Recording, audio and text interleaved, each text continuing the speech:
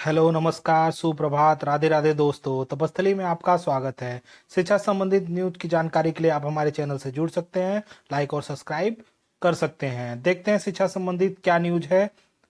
Civil सेवा 2021 मुख्य परीक्षा फिर करवाई तो पूरी व्यवस्था पर असर। यूपीएससी नई दिल्ली से न्यूज है। सिविल सेवा की प्रारंभिक परीक्षा 2021 में सफल होने के बाद कोविड संक्रमण होने के मुख्य परीक्षा में शामिल न हो पाने वाले अभ्यर्थी की सुप्रीम कोर्ट में याचिका दायर की है। संघ लोक सेवा आयोग यूपीएससी ने आपत्ति जताई है। उसने कहा, अगर अभ्यर्थियों को अतिरिक्त अवसर दिए तो इसके व्यापक प्रभाव होंगे।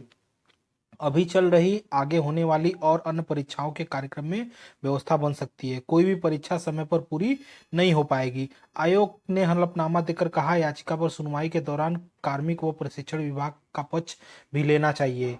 समय पर अधिकारी की नियुक्ति, रिक्तियां भरना, अहम पदों पर तैनाती संवेदनशील मसले हैं। वैसे भी कुछ छूट के साथ 21 से 32 तक के अभ्यर्थी 6 बार सिविल सेवा दे सकते हैं। एक अवसर छूटने पर यह व्यवस्था पहले से अभ्यर्थियों को उचित अवसर देता है, लेकिन दोबारा परीक्षा करवाई तो सारी व्यवस्था की पटरी से उतर जाएगी। कुछ अभ्यर्थी को राहत देने में व्यापक जनहित का नुकसान हो सकता है। अगली न्यूज देखते हैं शिक्षा संबंधित क्या है। आरओ भर्ती परीक्षा परिणाम को कोर्ट में चुनौती। प्रयागराज से न्यूज है। इलाहाबाद कोर्ट ने आरओ की भर्ती परीक्षा परिणाम को हाई कोर्ट में चुनौती दे दी है। याचिकाओं ने इस बात को आधार बनाया कि भर्ती में अधिक अंक पाने वाले अभ्यर्थियों का नहीं हुआ, जबकि कम अंक पाने वाले अभ्यर्थियों की सूची में नाम है। याचिकाओं ने घोषित परिणाम को गलत बताया। दीपक कुशवाहा व अन्य की ओर से बुधवार को दाखिल याचिका में कहा गया कि भर्ती प्रक्रिया में गड़बड़ी हुई है, जो कि जांच का विषय है। अभ्यर्थियों का आरोप है कि अधिक अंक पाने वाले भी किस आधार पर अभ्यर्थियों को बाहर कर दिया गया। समय समय पर अभ्यर्थियों की ओर से इसके खिलाफ आवाज भी उठाई गई, परंतु उन्हें हर बार निराशा हाथ लगी। आयोग सचिव 1 महीने में कराए आदेश का पालन। प्रयागराज से न्यूज है। इलाहाबाद हाई कोर्ट ने उत्तर प्रदेश लोक सेवा आयोग प्रयागराज के सचिव जगदीश कुमार तिवारी को इस महीने आदेश का पालन करने का अतिरिक्त समय दिया है। कोर्ट ने कहा है कि अगर फिर भी आदेश का पालन नहीं किया तो याची दोबारा कोर्ट में याचिका दायर कर सकते हैं। हालांकि कोर्ट ने कहा कि सचिव ने आदेश की अवहेलना की तो प्रथम दृष्टया अवमानना का केस बनता है। यह आदेश न्यायमूर्ति आर अग्रवाल ने लोकेश कुमार पाठक की अवमानना याचिका को निरस्त करते हुए कहा है। अगली न्यूज देखते हैं शिक्षा संबंधित क्या है। इलाहाबाद विश्वविद्यालय में जल्द ही दूर होगी शिक्षकों की कमी। शिक्षकों के लिए चल रही साक्षात्कार की प्रक्रिया। प्रयागराज से न्यूज है। नए शैक्षणिक सत्र 2022-23 में इलाहाबाद विश्वविद्यालय में शिक्षकों की कमी काफी हद तक दूर हो जाएगी। शिक्षकों के रिक्त पदों की भर्ती के लिए साक्षात्कार की प्रक्रिया तेजी से चल रही है। 29 मार्च को फ्रेंच, जर्मन, यूरोपीय विषय में असिस्टेंट प्रोफेसर के लिए इंटरव्यू होगा। 30 मार्च को अंग्रेजी और आधुनिक यूरोपीय भाषाओं में असिस्टेंट प्रोफेसर और प्रोफेसर पद के लिए सुबह 9 बजे से साक्षात्कार होगा। विश्वविद्यालय प्रशासन की तरफ से बुधवार को इसका नेतृत्व कार्यक्रम जारी कर दिया गया। इलाहाबाद विश्वविद्यालय प्रशासन ने शिक्षकों की भर्ती की प्रक्रिया शुरू कर दी। विश्वविद्यालय ने असिस्टेंट प्रोफेसर, एसोसिएट प्रोफेसर और प्रोफेसर के 596 पदों पर भर्ती के लिए अक्टूबर-नवंबर 2021 में ऑनलाइन आवेदन मांगे थे। कुल 47 विषयों के लिए असिस्टेंट प्रोफेसर, 356 पदों के लिए और 40 विषयों के लिए एसोसिएट प्रोफेसर, 170 और 36 विषयों के लिए प्रोफेसर और 70 पद इसमें शामिल है। 29 मार्च को फ्रेंच, जर्मन व यूरोपीय में असिस्टेंट प्रोफेसर के लिए इंटरव्यू होगा। 30 मार्च को आधुनिक यूरोपीय भाषा के लिए असिस्टेंट प्रोफेसर के लिए ओबीसी वर्ग के 4 पद, समान वर्ग के 18 अभ्यर्थियों को बुलाया गया है। प्रोफेसर के लिए समान वर्ग के 5 अभ्यर्थियों को साक्षात्कार के लिए बुलाया गया है। इसके पूर्व व्यवहार और संज्ञानात्मक विभाग यानी सीबीसीएस में असिस्टेंट और एसोसिएट प्रोफेसर पदों के लिए 22 दिसंबर 2021 को इंटरव्यू हो चुका है। 3 और 4 मार्च को सांख्यिकी व असिस्टेंट और एसोसिएट प्रोफेसर, 7 मार्च को मनोविज्ञान एसोसिएट प्रोफेसर, 8-9 मार्च को मनोविज्ञान के असिस्टेंट प्रोफेसर और तथा 10 मार्च को centre for excellence mineralogy and petrology assistant professor का साक्षात्कार हो चुका है। अगली न्यूज देखते हैं शिक्षा संबंधित क्या है।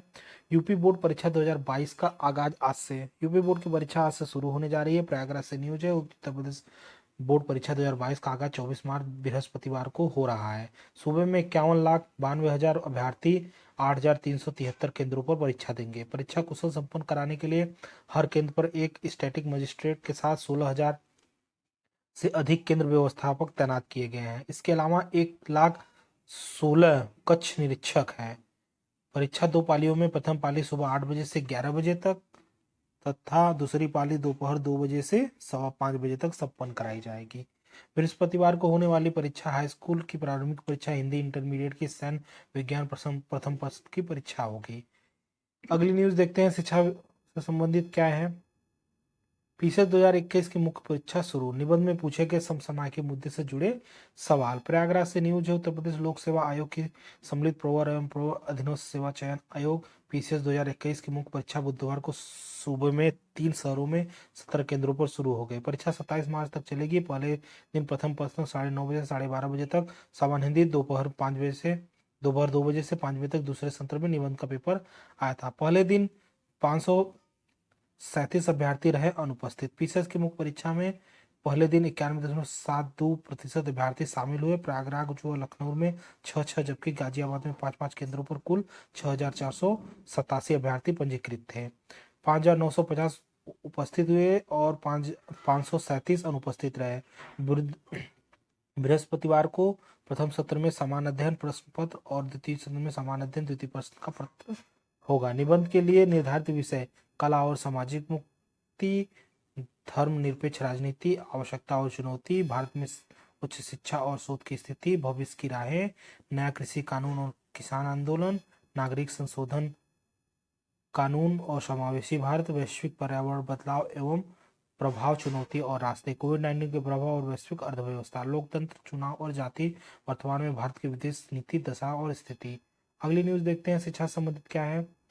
सचिव अधीनस्थ सेवा चयन आयोग और निदेशक कृषि को अवमानना नोटिस। इलाहाबाद हाई कोर्ट ने उत्तर प्रदेश के डायरेक्टर कृषि निदेशक विवेक कुमार और सचिव उत्तर प्रदेश अधीनस्थ सेवा चयन आयोग आशुतोष मोहन अग्निहोत्री को अवमानना नोटिस जारी किया है। साथ ही 1 महीने में आदेश का पालन न करने की दिशा में हाजिर होने का निर्देश दिया है। कोर्ट ने कहा है कि यह दूसरी अवमानना याचिका है। इससे पहले भी कोर्ट ने आदेश पालन करने के समय दिया था। कोर्ट ने कहा कि प्रथम दृष्टया अवमानना का केस बनता है, इसलिए आदेश का पालन कर 1 महीने में हलफनामा दाखिल करें, अन्यथा हाजिर हो। यह आदेश न्यायमूर्ति रोहित रंजन अग्रवाल ने वर्षा सैनी और 6 अन्य की अवमानना याचिका पर दिया है।